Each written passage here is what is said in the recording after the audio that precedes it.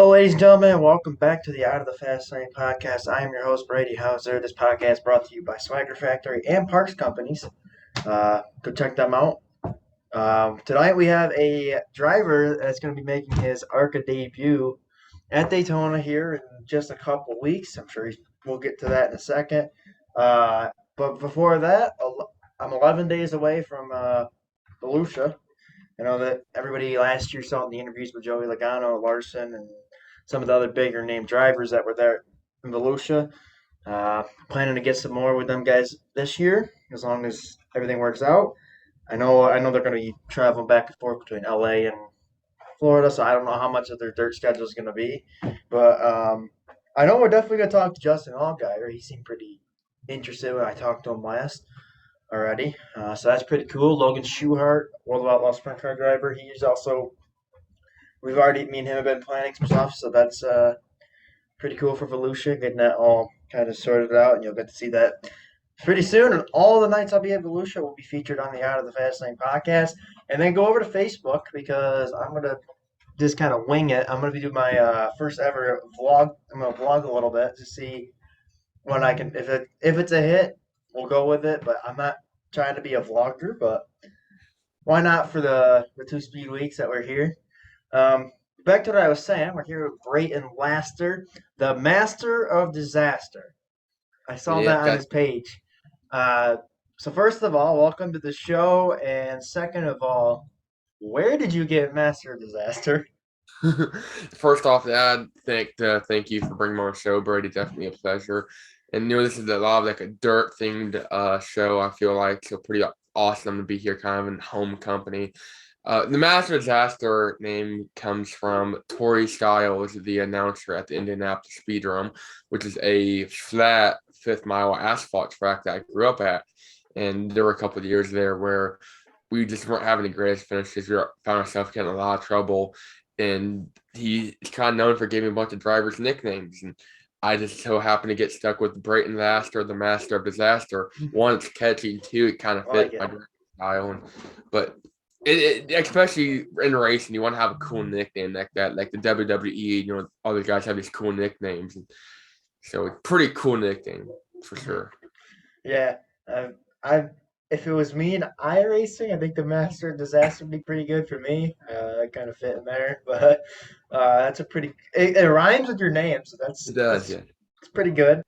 But yeah, that's awesome. So we'll jump. I mean, I don't know if you want. Do you want to jump right into it? Want to start discussing Daytona? Or you want to? What do you want I to mean, do? Want we to talk can about your do. dirt? I race all kinds of stuff. I race, the figure eight. I race the dirt. Now I'm gonna be Figure racing eight. Oh boy. Daytona. Say that I race. Let's talk about that. So you figure eight race. How what's that deal like, and how's that? So Oh, the figure eight racing, for those of you watching that aren't aware, it's basically we're out there racing, and there's a intersection, or we call it the crossover in the middle, and the layout is in the shape of an eight. So you either have to bob and weave through traffic at going 70-ish 80 miles an hour. This depends on the track, sometimes even faster.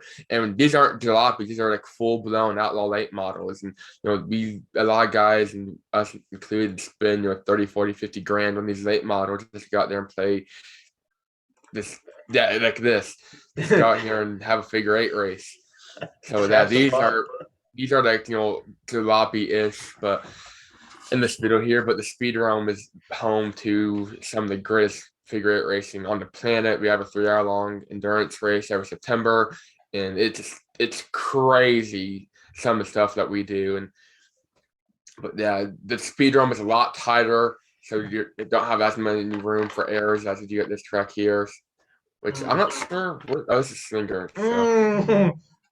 As we say that, that guy just wrecked. Wow. Any so you had any disaster moments with the figure eight racing? we've had a couple of disaster moments in the figure eight. I've been racing figure eight since I was 12, 13 years old, and street stocks. And now I moved my way up into the figure eight, the outlaw figure eight class there at the Speedrome. Luckily, I've never T-boned or boned. I've never been T-boned or T-boned anybody. Yeah. Although I have hit a couple of cars there. It's very tight. We race with 20, 30 cars on the track. So Ooh, that is a if lot. that on a flat fifth mile, which I believe the figure eight's close to fifth mile, it gets real tight real quick. So there have been some instances I'm coming off the corner and I'm looking across the way trying to make sure I have a hole lined up. And because we don't go in there blind, we try to time it. And normally we're pretty good. So I was too busy looking over here and wasn't quite looking in front of me. And there was a car that they quickly stopped, and I was gonna catch him in time. And next thing you know is I'm plowing into them. I'm like, oh god, it's terrible. Yeah. Yeah, so we've done that a couple times, but I've never been T-boned or T-boned anybody, thankfully. So yeah, I've seen some pretty nasty wrecks there. So luckily that's the best I've, or that's not the best, but luckily that's the worst that I've done in the figure eight. So obviously, now we'll talk a little bit about your dirt program. That's actually pretty funny. I've never talked to somebody that's figure eight racing. I do. I play on Wreckfest, the video game. We're not Yeah. sponsored by them. Not gonna plug that, but I played on the video game, and it's like chaos everywhere. I Uh-huh. knew that they did it in real life. I always thought it was like over in Australia and Europe. I thought it was more popular over there. But I guess It's looking at that video, it's in America and you it's race it. real So big in the Midwest. I mean, we have a touring series called the Road Figure Eight Tour. They race in Kentucky and Ohio, and sometimes we go down to Florida during February. Auburndale down there has a fantastic figure eight track. We went there last year and ran with those guys, and I was really cool to go down there. And it's a lot bigger than people think. People think we're out there just playing a wreck and smashing demo derbies, but we're out there racing and actually pretty competitive and pretty good racing. So So obviously now looking into your dirt career a little bit, you're a super late model racer. Uh, you've went to Gateway a couple of times, yeah, and I know you once. ran there. You've ran there, so that track's pretty popular. It's very tight. Mhm. Um, but we'll go into that in a second with the whole Gateway thing because there's another thing I can lead into that with. But again, it was just announced that so the Xfinity race is on the Saturday before the Daytona 500. Yes. Right after the Xfinity race is going to be the ARCA race for the first time ever. That's the first time they're ever doing that. I'm kind of surprised they did that. You just the week before, but okay, who it is what it is. Mhm. You're going to be making your ARCA series debut at Daytona. But first, I want to ask you because you did a test. You're racing for somebody that's been on our show before, Willie Mullins, great guy. Mhm. Uh, Leading up to the test, tell me a little bit about that whole like process and just Yes. the was it nervous? Was it like, oh my Mhm. God, I want to get down there? Was it kind of like, Mhm. all right, we need to slow down and get everything ready to go? Or how was that process? So, yeah, like I said, I come from dirt racing. Dirt racing is very unique in its own way, and running Daytona is very unique in its own way. There is no way to can really practice for Daytona, and Hmm. you don't really know a whole lot of people that run Daytona. I talked to a couple, and a lot of my racing buds, and like I ran Bristol, and but ain't quite Daytona. So the whole deal kind of got put together in just a couple weeks. It was like late December, and I was running dirt, and me and my dad have been talking the past couple months about what we wanted to do for the upcoming season. We talked about Lucas, we talked about Road of Outlaws, and all these traveling series we run with. And in the past, we haven't really followed any specific tour, at least a big tour per se. So we kind of want to do something real big for this upcoming season. It's my 12th year racing, and my 12th year racing, and I'm kind of getting up there in age. I'm only 19 years old, but like in NASCAR terms, I'm getting up there, you can say. So I'm like, I want to race in the Indy 500 or NASCAR and this IndyCar in general. And I'm from Indianapolis, so Indy 500 here is a big deal to me in the Brickyard. So I've always wanted to make it to that level, but I never really thought I would. And my dad came into my bedroom. It was like 10:30, 11 o'clock in the morning one day. And I was on winter break from college. And he goes, all right, son, let's get up to work. You've slept in long enough. And I'm like, all right, cool. And he goes, well, by the way, what do you think about running the ARCA Menard Series Daytona practice down here in a couple weeks? And we never really talked about the ARCA Menard Series. We never thought it was a possibility. My dad owned an ARCA car in 2004. They ran Salem with it, didn't make the show, and he realized that was too expensive. He was going to go back to figure eight racing and street stocks and stuff. So he was talking to a couple people about it previously, just these past couple of years about him, about getting me in, and we never really talked too much about it though. It was just kind of horse talk, never made any plans, never really got further than that. And he goes, so, what thing about running? I'm like, oh, that'd be awesome. He goes, all right, go see what you can find out. Go see if we got a team we can possibly work with here. And I said, okay. And I knew the Mullins from TikTok, especially Dynasty has a fantastic TikTok program. She Mm-hmm. documents a lot of stuff. And I was just fans of theirs. And I go to their Facebook page, and sure enough, I see that they are looking to take some drivers down with them. I'll shoot Willie a message and just asked him, what took and if we could come down. And he goes, sure. And 3-4 days later, I had a piece of paper, a contract signed, and I took it on my dad. I'm like, all right, Dad, I need you to sign here and here. And then we went and ran Daytona, which I never thought I'd make it that far to practice at Daytona, let alone race at Daytona here in a couple of weeks. But that whole experience was just incredible. They're a great team, great crew. And to be honest, I'm just very thankful that I got to enter the dance with Mullins Racing and their crew, because I'm not too familiar with the ARCA Menard Series Garage and those teams, but the Mullins are just a great group of people. I'm very thankful to get my door and my feet wet with them. So I've ran Daytona. I've been in a car at Daytona myself, so I know kind of how what you guys experience and what you're going through. I did the Richard Petty experience with Stuart Freeze, and he's popular up in our area. He's 20 minutes from my house.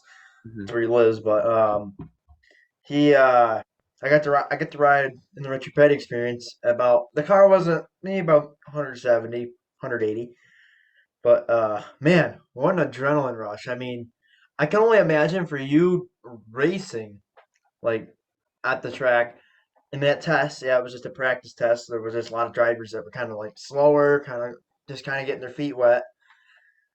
I could only imagine what you were thinking coming to green for that practice. I say, yeah, we were actually one of the last drivers going because the Mullins shared the car. There were 6 of us in total. And it was just kind of open practice to go out on the track when you want. And I was the last one, like I said, to go out.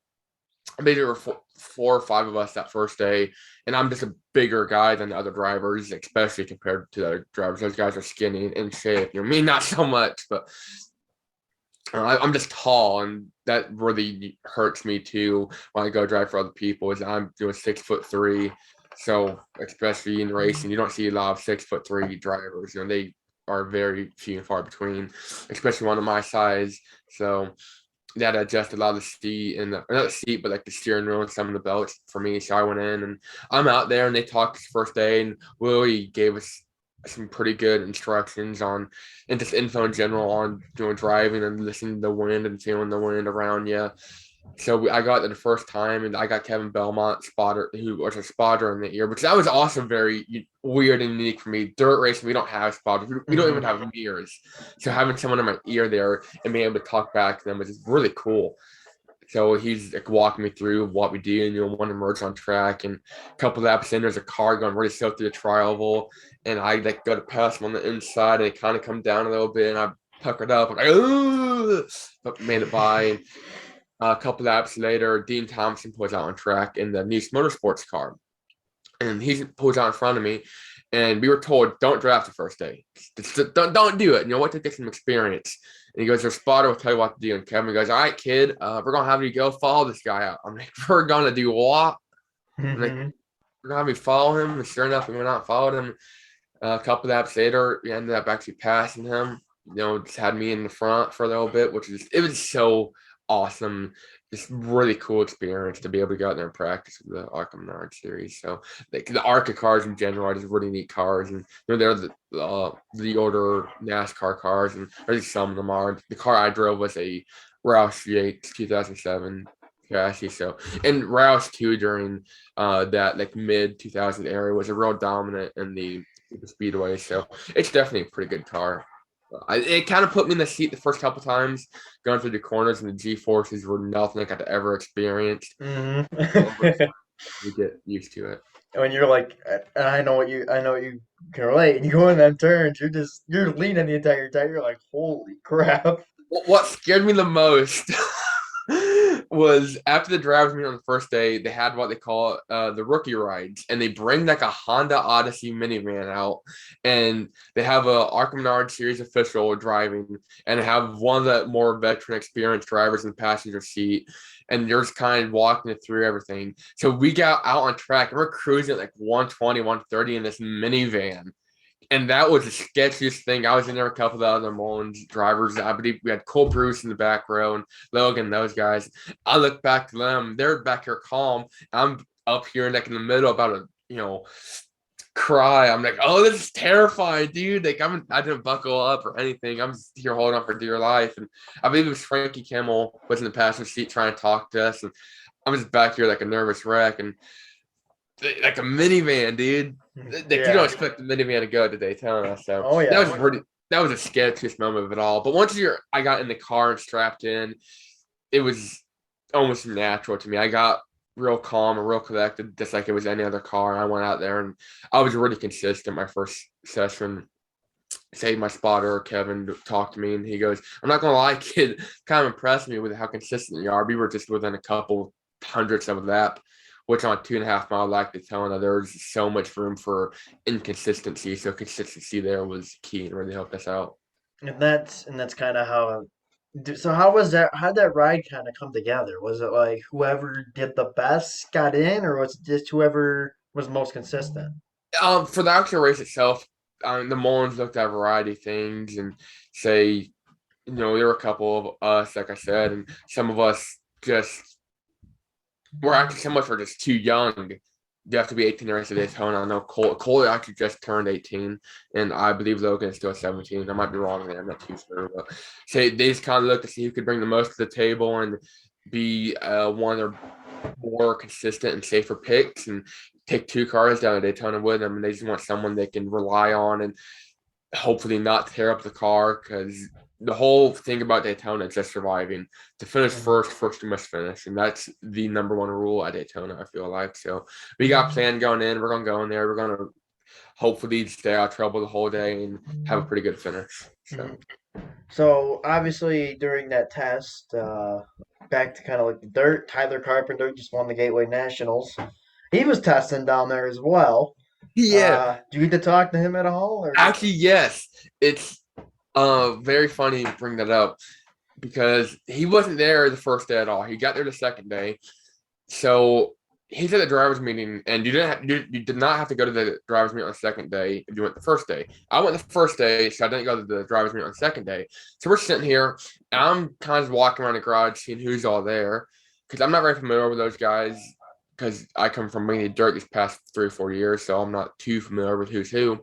And I'm just kind of walking through the garage area, and I went to the bathroom, walking out of the bathroom towards like the main garage portion. I turn around, and here's Tyler Carpenter walking right behind me. And I go, oh my Lord, you're Tyler effing Carpenter. And I raced with Tyler a lot, especially down there in Richmond and the we went to, I believe, Mountain Motorsports Park in Austin, Kentucky. We ran there a lot with him, I think, with the Ultimate Auto America series. I'm not too sure about that. I think he was there. I know there were a lot of big names there. So we ran with him a lot though. So I'm like, yeah, I'm that gold number 13 car. We run down that lot. He goes, oh, that's cool. And I'm talking. I'm like, yeah, this is so cool. I should say I'm here with the Mullins Racing, the 03 or just the 3 Ford over there. He goes, so do you just like full throttle 1% of the time here? I was gonna say, I'm like, yeah, you're pretty much 100% of the time on the gas. Actually, with these Ilmor engines, which is what the large majority of the ARCA cars run nowadays, as Ilmor. I'm like, if you like pedal it back and forth like a dirt car, to actually damage the motor. So I'm like, you have to stay full throttle 100% of the time. And talked to him about steering, how the steering was a lot tighter than anything he's probably used to, especially in dirt cars. You're kind of going back and forth. And in the Arca Menards cars, you're just turning them just a little bit in the corner. That's it. So I, gave him a little bit of info on that. I'm sitting here freaking out in my own mind. Tyler's a person I look up to. He's an idol of mine. I'm sitting here giving instructions to Tyler Carpenter. Yeah. So. Yeah. So he, in this interview, I'm not sure. I watched the interview. I'm not sure who the person that he's being interviewed by, but shout out to them. Uh, he mentioned that he has never seen a track bigger than a half mile. He went Mhm. on that track, and he was talking about how he goes, this is just a whole nother experience. He goes, I'm usually used to these small, tight tracks, and here I am running this wide open track that I've never even experienced asphalt. And I tell you what, if I know that he got the truck ride with Nice Motorsports for winning Gateway, but I think if you could put him in a decent car at Daytona, I I mean, think it's Daytona. maybe, Anything can I happen. mean, at the end, it could Hmm. come down to Brayton Laster and Tyler Carpenter Yeah, side by which would be side to pretty cool. finish.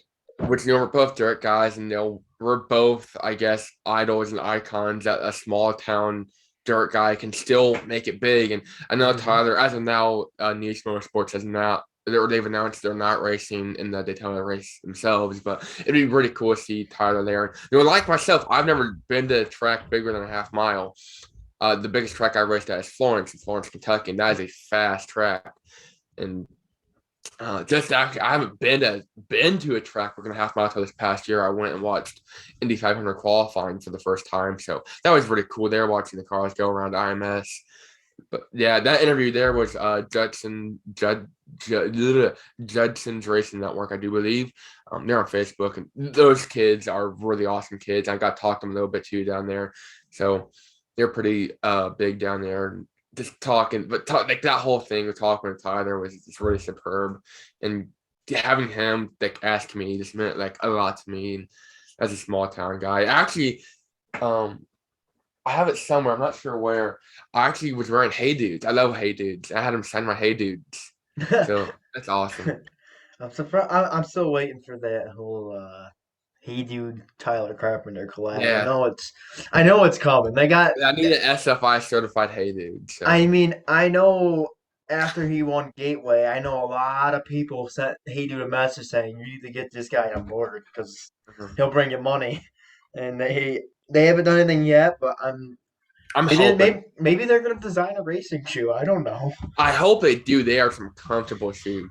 but I have like 6 pairs. So so now looking into Daytona mhm. now in a couple weeks. There's gonna be quite a few entries. Arca Yeah. Menards race at Daytona usually is the one that gets the most cars Mhm. because everybody has a chance to win it. So there's 30. So now you're coming to green. You got about 30 cars in front of you. Mhm. You still calm, cool, and collective. You're nervous. So How's I that won't gonna know feel? till I'm there in that situation. Hopefully, I don't have 30 cars in front of me. Hopefully, I have no cars in front of me. To go down there and set the pole would be just awesome. Now, I am by no means expecting to.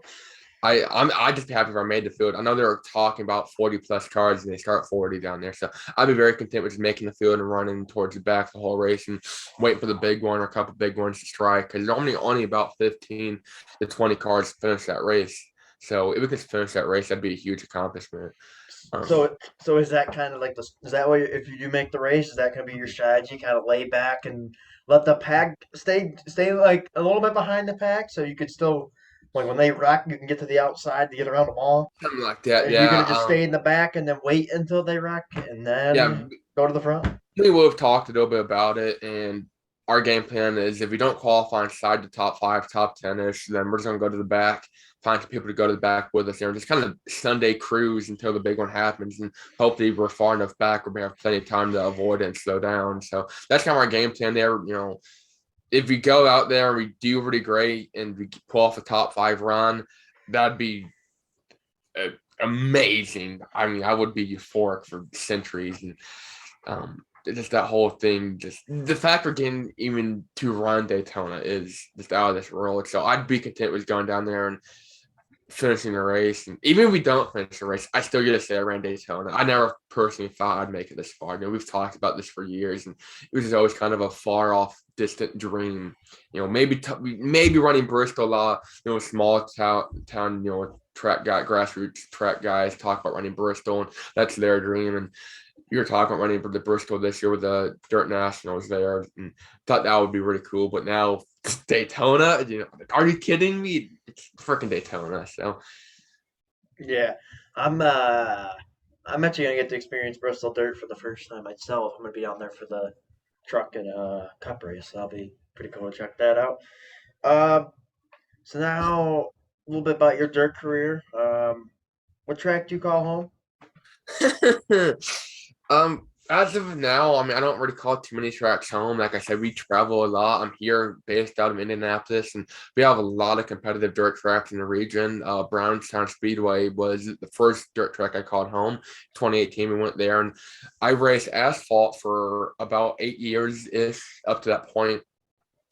And I'd never seen a dirt car, dirt track. I went to Brownstown once in 2014, I believe, to watch CJ Rayburn come out of retirement. We helped him out on that car. And I live just about 5-10 minutes away from CJ, and we unfortunately lost him here a couple of weeks ago. But he was just a big role model, a big mentor of mine. He helped us out a ton. If it wasn't for him, I would nowhere be where I'm at today.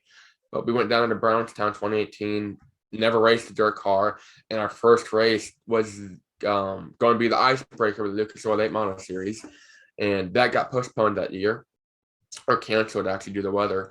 So we went down there and just we went out and we finished our first race. So yeah, there's Brownstown there, and it's a fun track. It's a very competitive track. Don and Hudson O'Neill are from there, and Devin Gilpin, a lot of big names that kind of come from that region. So Yeah, well, that's pretty cool. Hudson Hudson's got a bright future, no doubt, for oh yeah, his late model program. Uh, Don, we haven't really seen much out of him as of late. I know he's getting older, so I don't know how long his racing hey, days are there. he's definitely proved to be competitive back Oh when yeah, he was in his he's prime. proved He it. say he's Hmm. definitely proved it, but see, I think he's just kind of focused on his boy now, Hudson. Um, oh, look at that stud there.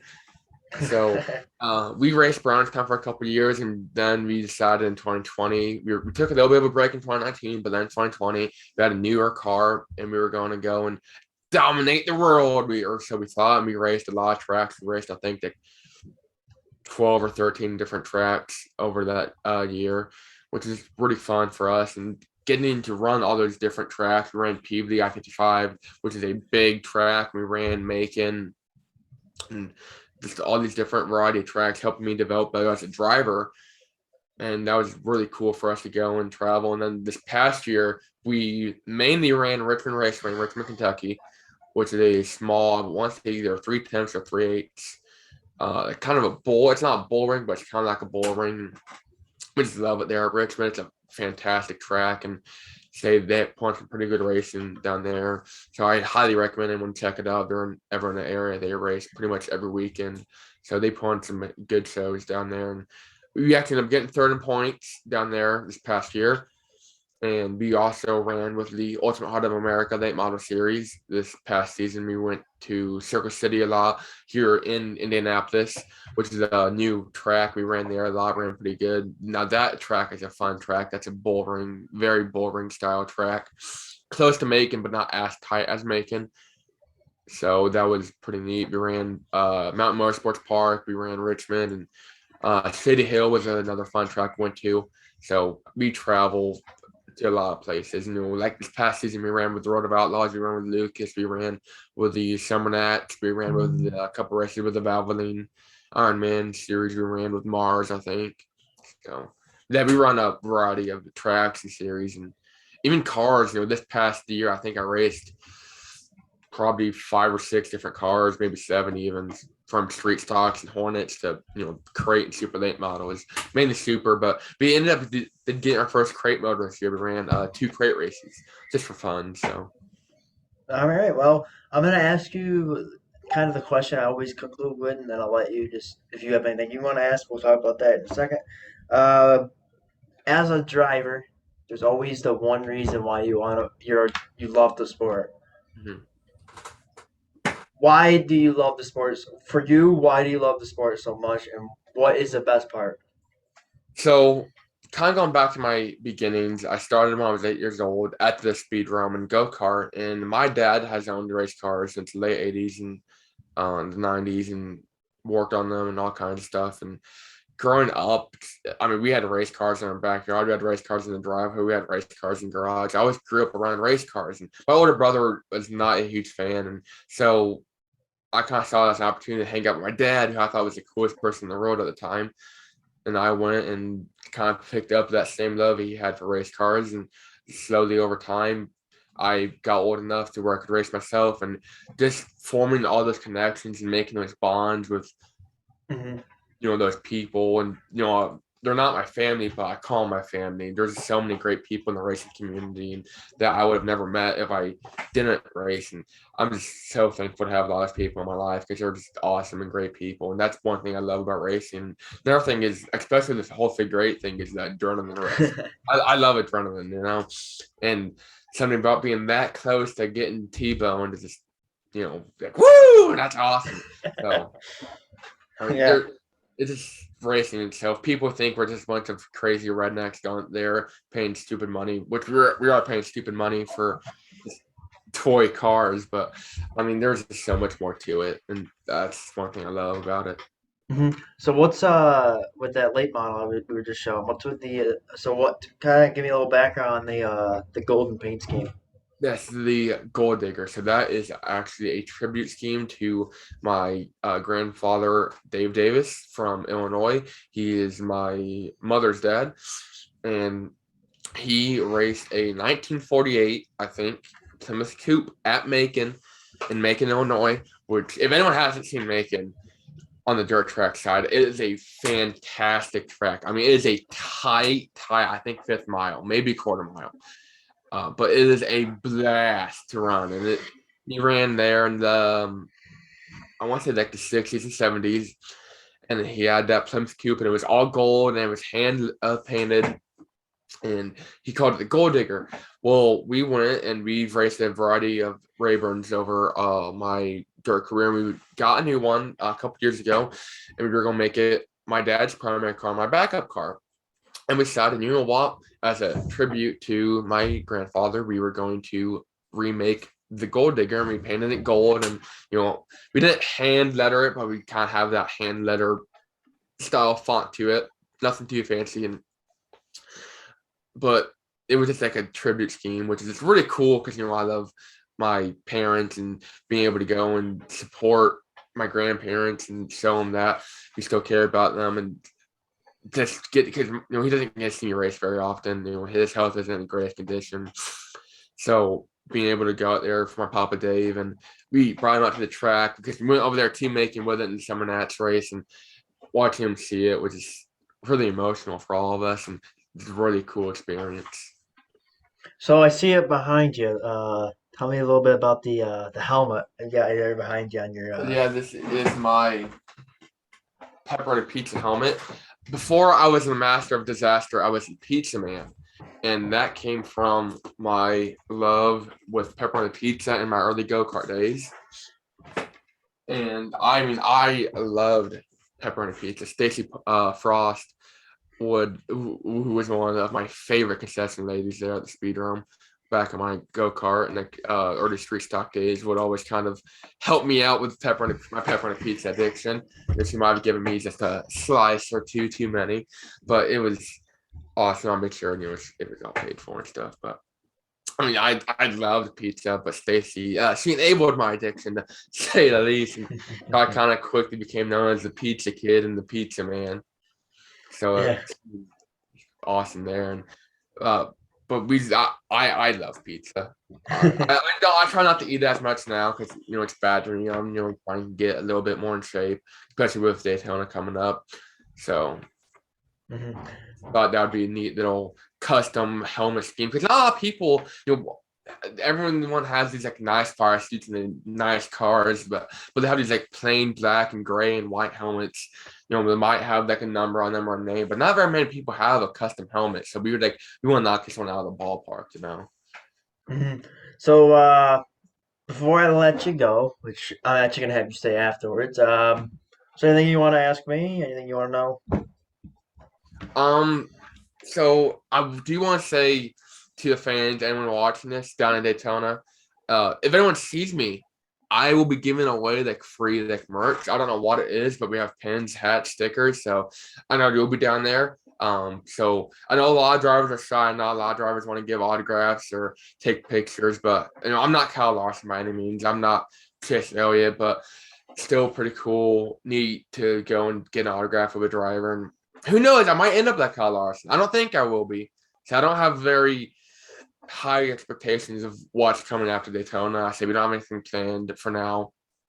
So I'm just very content with going down and being able to run. Slan, I ran down there. But if anyone sees me down there, feel free to come up. Hey, Brayton, how's it going? And, I'll give you a hat, sticker, pen, something. Feel free to autograph. Just shoe if you want me to. Hat, whatever. But Hmm.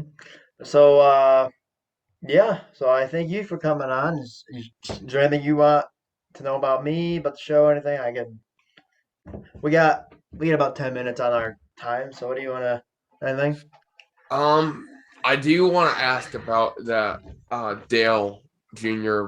Budweiser like die cast in the background there. It's my dad's. Hold on, I'll grab it. Oh, we got you got dad's die It's cast. actually funny thing. It's made out of Legos.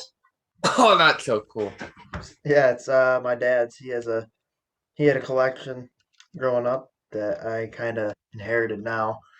But we found his old stash of model cars the other day, so we're gonna look into start doing some of them and getting them built, and adding them to that shelf back there. But yeah, this is a not Lego. It's a Connects branded car. It's obviously NASCAR related. I don't know much about it. My dad was the one that gave it to me and said you can have it, put it in your display. That's awesome. So here it is. It's in good shape. I mean, it's got all the pieces. It's just kind of dusty.